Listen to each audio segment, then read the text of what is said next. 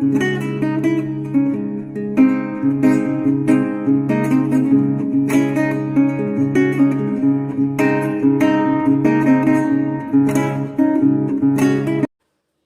साथियों, स्वागत है आपके अपने YouTube चैनल में। कैसे हैं आप लोग? तो तैयारी आराम कर दीजिए, हिंदी मास्टर कैडर आ रहा है बहुत जल्दी। और आज की इस वीडियो में हम लिपि संबंधी प्रश्न आपके साथ साझा कर रहे हैं। साथियों, बहुत ज़्यादा प्रश्न पूछे जा रहे हैं लिपि या देवनागरी लिपि से संबंधित प्रश्न। तो शुरू करते हैं वीडियो। साथियों, एक और बात कि हिंदी मास्टर कैडर के अलावा यह वीडियो DSSSB TGT हिंदी और NTA UGC नेट हिंदी के लिए भी लाभदायक सिद्ध होगी।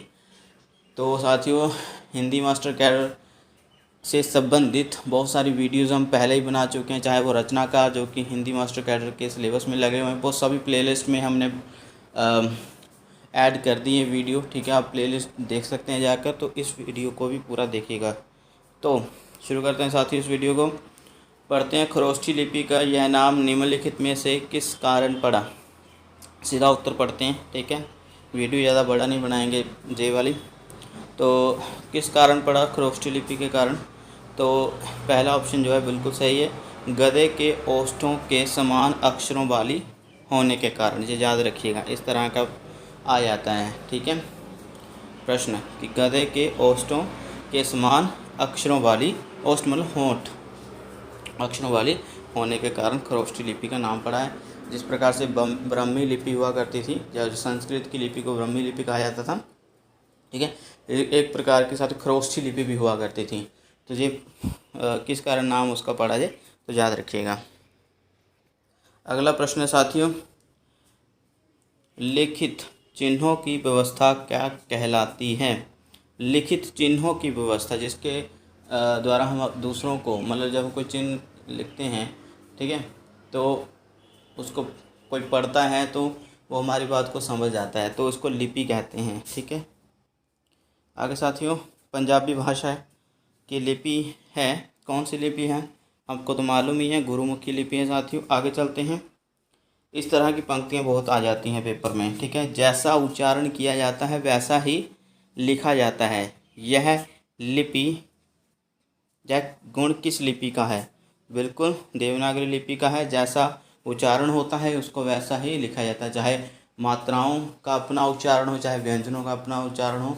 ठीक है, हर ध्वनि का अपना एक उच्चारण होता है। यहाँ पर इंग्लिश में ऐसा नहीं होता है, वहाँ पर बहुत सारे मुख्य वर्ण मिल जाते हैं। ठीक है, शब्दों को लिखते समय। साथियों, अगला प्रश्न है, देवनागरी लिपि है क्या है? अक्षरात्मक, वर्णात्मक, रूपात्मक? इनमें से कोई नहीं, बिल्कुल वर्णात्मक है। ठीक है, आगे साथियों, अगला प्रश्न, भाषा में प्रयुक्त हर ध्वनि के लिए अलग लिपि चिन्ह होना किसका द्योतक है? ठीक है, भाषा में प्रयुक्त हर ध्वनि के लिए अलग लिपि चिन्ह होना, ये लिपि की विशेषता कहलाता है। ठीक है, आगे साथियों, देवनागरी लिपि को सबसे मुख्य, देवनागरी लिपि की सबसे मुख्य विशेषता उसकी डैश है, क्या है? वैज्ञानिकता है। सबसे अधिक वैज्ञानिक लिपियों में से मानी जाती हैं। वैसे और भी हैं पूरे विश्व में, लेकिन उनमें से देवनागरी लिपि भी एक है। आगे साथियों, ब्राह्मी तथा खरोष्ठी किस देश की प्राचीन लिपियां हैं? किस देश की साथियों? तो भारत देश की मानी जाती हैं। ठीक है, भारत के उत्तर पश्चिम में खरोष्ठी लिपि मानी जाती है, और ब्राह्मी लिपि तो संस्कृत की लिपि ही थी। ठीक है, तो जो भारत से ही संबंधित है। खरोष्ठी साथियों, इसको बाएं से शुरू करते थे और दाएं की ओर जाते थे, और जो अगली पंक्ति लिखते थे इसको फिर से दाएं से बाएं की ओर, पहले बाएं से दाएं, फिर दाएं से बाएं की ओर इसको लिखा जाता था। लेकिन अभी ये इसमें कोई भाषा नहीं लिखी जाती है, इस तरह का जानकारी मिलती है साथियों। अगला प्रश्न, भाषा में उच्चारण को सुरक्षित रखने के लिए निम्नलिखित प्रयोग किया जाता है? बिल्कुल लिपि का प्रयोग किया जाता है। आगे साथियों, कुछ और प्रश्न,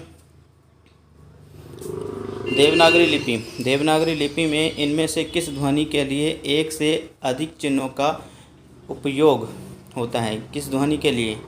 तो बताइए। बिल्कुल र के लिए होता है साथियों। हमारा चौथा ऑप्शन बिल्कुल सही आएगा। आगे साथियों, देवनागरी लिपि के मानवीकरण के क्रम में, ठीक है, देवनागरी लिपि के मानवीकरण के क्रम में ध, जो विद्यालय लिखते हैं ना, ये वो वाला ध लिखा हुआ है। ठीक है, तो देवनागरी लिपि के मानकीकरण के क्रम में ध को किस प्रकार अधिक बोधगम्य बनाया जा रहा है? तो ऐसे, ठीक है, ये वाला मैं भी बताया, इस प्रकार से लिखा जाता है। विद्यालय होता है ना, विद्यालय है ना, तो ये ध। लेकिन जो लिखा कैसे जाता है, द को स्वरहीन बनाया जाता है, स्वरहीन व्यंजन हलन डालकर और प्लस य, ठीक है, तब जाकर ध बनता है। इसमें अ भी डाला जाता है साथ में, प्लस अ भी करना है। ओके, आगे अगला प्रश्न, निम्नलिखित में से किस भाषा की लिपि देवनागरी नहीं है? तो 4 ऑप्शन है। नेपाली की लिपि भी देवनागरी है, ठीक है, मराठी की भी और हिंदी की भी। इसके अतिरिक्त संस्कृत की लिपि भी देवनागरी है, ठीक है साथियों। तो पंजाबी की तो गुरुमुखी आपको अभी पढ़ाया, पता ही होगा आपको पहले ही। अगला प्रश्न साथियों, देवनागरी लिपि में क ख ज फ ध्वनियाँ किस लिपि से प्रभाव से आई हैं? किस लिपि से? तो फारसी लिपि से। अगर यहाँ पर अरबी फारसी लिखा होता तो आपने अरबी फारसी लिख देना है, ठीक है साथियों। तो फारसी और अरबी से ये ध्वनियाँ आई हैं, याद रखिएगा, कंठस्थ कर लीजिए इसे। आगे, देवनागरी लिपि की विशेषता क्या है? तो सीधा ऑप्शन पढ़ते हैं, एक ध्वनि के लिए एक लिपि चिन्ह, जो पहले भी आया है, तो ये इसकी विशेषता है, महत्वपूर्ण विशेषता। आगे है, निम्नलिखित में नागरी लिपि की विशेषता नहीं। इसमें क्या विशेषता नहीं है? 4 व्यंजन हैं, स्वर और व्यंजन का क्रमिक वर्गीकरण नहीं है इसमें, ठीक है। आगे, जिस लिपि में मनुष्य, पशु, पक्षी आदि को अंकित करने के लिए चित्र बना दिए जाते हैं, उस लिपि को क्या कहा जाता है? तो बिल्कुल चित्रलिपि कहा जाता है, इसमें कोई दो राय नहीं है। अगला प्रश्न, देवनागरी का विकास निम्नलिखित में से किस लिपि से हुआ है?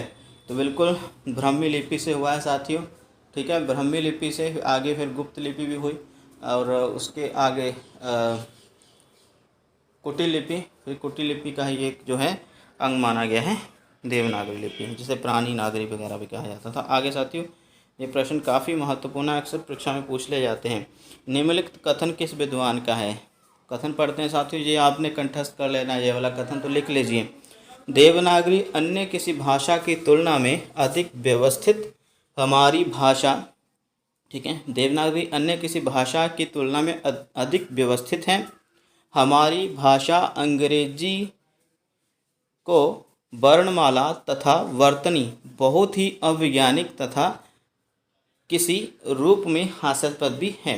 तो ये क्या कहा जा रहा है कि देवनागरी अन्य किसी भाषा की तुलना में अधिक व्यवस्थित है।